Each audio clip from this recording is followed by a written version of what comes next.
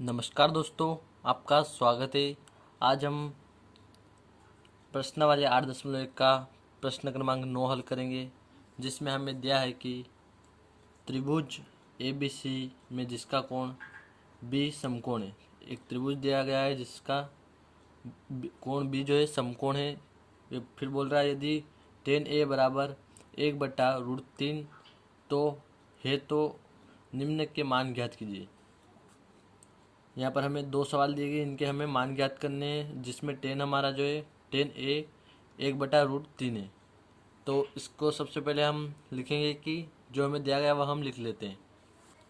तो यहाँ पर हमें दिया है tan A जो है 1/√3 दिया गया हमें। तो tan हमारा होता है लंब बटा आधार, जैसे कि यहाँ हम देख सकते हैं लंब बटा आधार जो है tan होता है हमारा, इसका सूत्र होता है tan का। तो हम लिखेंगे यहाँ पर लंब बटा आधार, लंब बटा आधार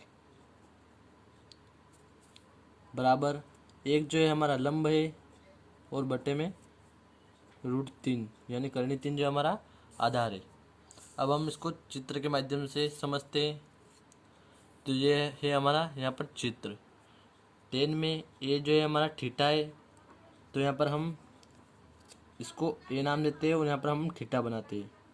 ये थीटा है और यहाँ पर हमारा समकोण बी रहेगा, जो कि प्रश्न में क्या कहा है, बी कोण जो है समकोण है। तो यहाँ पर हम लिखे हैं बी जो कि समकोण है और इसको हम सी नाम देते हैं यहाँ पर।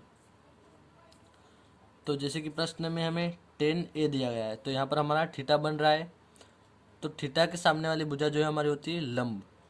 तो ये वाली भुजा हमारी जो है लंब है, यानी तो लंब हमारे पास है 1। तो यहाँ पर हम लिखेंगे 1 और आधार जो है ये वाली भुजा रहेगी हमारी आधार।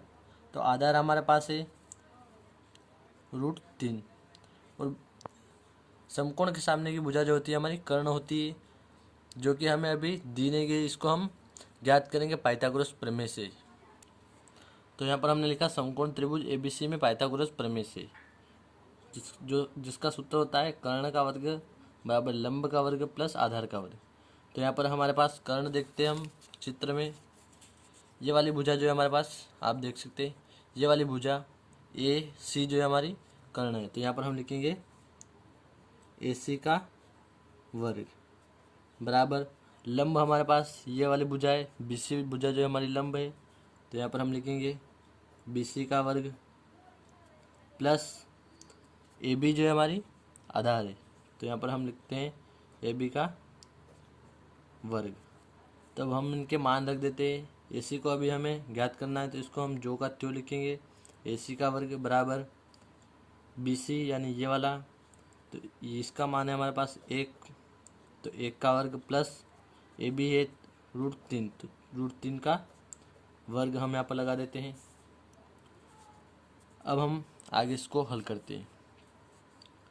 तो AC का वर्ग बराबर 1 का वर्ग जो हमारा 1 ही रहेगा प्लस √3 का वर्ग जो हमारा 3 हो जाएगा। √3 का वर्ग 3 होता है। करनी के अंदर संख्या का मान जो है आधा होता है, तो करनी इस पर वर्ग लगा है तो इसका 2 गुना हो जाएगा, तो 3 हो जाएगा।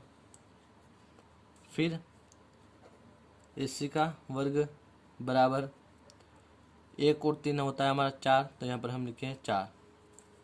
फिर AC का वर्ग बराबर AC से हम यहाँ पर जो है वर्ग हटा देते हैं, देख सकते हैं आप, ये वर्ग हम हटा देते हैं तो बराबर से इधर वाली संख्या पर हमारी करनी लग जाती है, तो करनी 4 हो जाएगा। फिर हम लिखते हैं यहाँ पर AC बराबर करनी 4 का जो है वर्गमूल हमारा होगा 2, तो यहाँ पर हम लिखते हैं 2। तो AC यानी ये वाली भुजा जो कर्ण हमें प्राप्त हुआ है 2, तो यहाँ पर हम लिख देते हैं 2। तो दोस्तों अब हम इसका जो है पहला सवाल हल करते हैं, जो जिसमें हमें दिया गया है sin A cos C plus cos A और sin C, जो इसको हमें ज्ञात करना है। फिर इसके बाद हम दूसरा सवाल जो है हल करते हैं। तो पहले हम पहला सवाल करते हैं, तो इसमें कुछ नहीं है। सबसे पहले हम देखते हैं साइन दिया गया है, तो साइन का फॉर्मूला जो होता है हमारा लंब बटा कर्ण। तो साइन का फॉर्मूला हम लगाएंगे इसमें लंब बटा कर्ण, और हमें साइन A दिया गया है। तो चित्र में हम देखते हैं कि ये वाला जो ए वाला थीटा है यहाँ पर हमारा, तो इसके सामने वाली भुजा जो है हमारी रहेगी लंब, यानी ये लंब जो है हमारी ये भुजा एक रहेगी और कर्ण हमारा 2 रहेगा। तो यहाँ पर हम लिखेंगे बराबर 1/2, फिर गुणित में रहेगा कोस सी। तो कोस का फॉर्मूला हमारा होता है आधार बटा कर्ण, तो हम कोस सी दिया गया है अब इसमें हमें, तो चित्र में हम देखते हैं कि सी हमारा है यहाँ पर, तो थीटा हमारा बनेगा यहाँ। तो इसके सामने वाली भुजा जो है हमारी रहेगी लंब और ये आधार और ये हमारा रहेगा कर्ण। तो इसमें क्या गया आधार बटा कर्ण, तो ये है हमारा आधार 1 और कर्ण 2। तो हम यहाँ पर लिखते हैं 1/2, फिर प्लस है हमारा, तो यहाँ पर हम लिखते हैं प्लस कोस ए। तो कोस जो है हमारा आधार बटा कर्ण है जिसमें ए थीटा है हमारा यहाँ पर, तो ये हमारा लंब और ये आधार, तो यहाँ पर आधार है हमारा √3 और कर्ण रहेगा 2। तो यहाँ पर हम लिखेंगे √3/2 जो है हमारा कर्ण, फिर गुणित साइन सी दे रखा है इसने, तो सी पर हमारा थीटा बनेगा, तो सामने वाली भुजा जो है हमारी रहेगी लंब और ये है आधार। तो लंब साइन होता है हमारा लंब बटा कर्ण, तो ये लंब है हमारा √3 और ये कर्ण 2। तो यहाँ पर हम फिर से लिखेंगे √3/2। अब हम इसको जो है आगे हल करते हैं, तो बराबर गुणे में तो 1 का और 1 का हम गुणा करेंगे, 1 ही आएगा, फिर 2 का 2 में होगा तो 4 प्राप्त होंगे हमें, प्लस √3 का √3 में गुणा होगा, तो करनी के अंदर जो संख्या का मान आधा होता है, तो √3 का और √3 का होगा तो 3 जो है हमें प्राप्त होगा, बटा 2 गुणित 2 4 हो जाएंगे। फिर इसके बाद फिर देखते हैं हम आगे, बराबर यहाँ पर हर समान है तो हम इसमें गुणा नहीं करेंगे, इन दोनों को हम जोड़ेंगे नहीं, हर समान है इसलिए ऊपर वाली संख्या को ही हम जोड़ेंगे। तो 1 + 3 और बटे में हम 4 ही लिखते हैं, फिर बराबर 3 और 1 हो जाएगा हमारा 4, तो 4/4 हमें प्राप्त होगा, तो 4 से 4 हम काट देंगे, तो इसका आंसर हमें प्राप्त होगा 1। तो यह हमें प्राप्त हुआ पहले सवाल का आंसर 1। अब हम दूसरे सवाल को जो है हल करते हैं, यहाँ से देखते हैं हम, ये है हमारा दूसरा सवाल जिसमें हमें दिया गया है कोस ए कोस सी माइनस साइन ए साइन सी हमें जो है दिया गया है। इसको हम अब हल करते हैं, तो सब लिखते हैं हम बराबर कोस होता है हमारा यहाँ पर आधार बट्टा कर्ण, यहाँ पर हम देखते हैं कोस होता है हमारा आधार बट्टा कर्ण,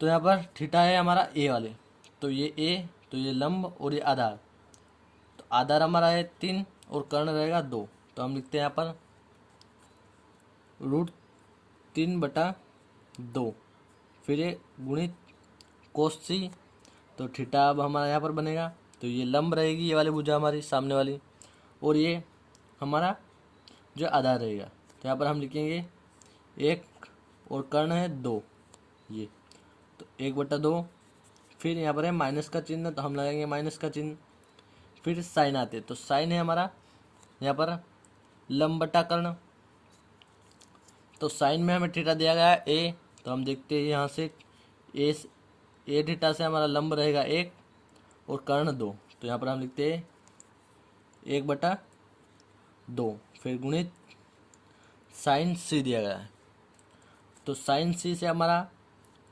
लंब जो रहेगा √3 रहेगा, सी पर थीटा बनेगा, तो सामने वाली भुजा हमारी लंब रहेगी, तो यहाँ पर हम लिखते हैं √3 और बटा कर्ण है हमारा 2, तो यहाँ हम लिखते हैं 2। फिर आगे हल करते हैं इसको हम, बराबर √3 का गुणा हम 1 में करते हैं तो हमें प्राप्त होगा √3 ही, फिर बटे का गुणा हम बटे में करते हैं 2 है, तो 2 गुणित 2 तो 4 हो जाएंगे, फिर माइनस का चिन्ह हम लगा देते हैं, फिर 1 का गुणा फिर हम √3 में करेंगे तो हमें √3 ही प्राप्त होगा, फिर बटे में 2 गुणित 2 तो हमें 4 प्राप्त हो जाएगा। उसके बाद यहाँ पर बराबर √3 है, यहाँ पर √3/4 जो है ये हमारा प्लस का है, और ये √3/4 हमारा माइनस का है, तो ये एक दूसरे से क्या हो जाएंगे, कट हो जाएंगे। तो यहाँ हमें आंसर जो है 0 प्राप्त होगा। उम्मीद करता हूँ दोस्तों सवाल समझ में आ गया होगा। धन्यवाद।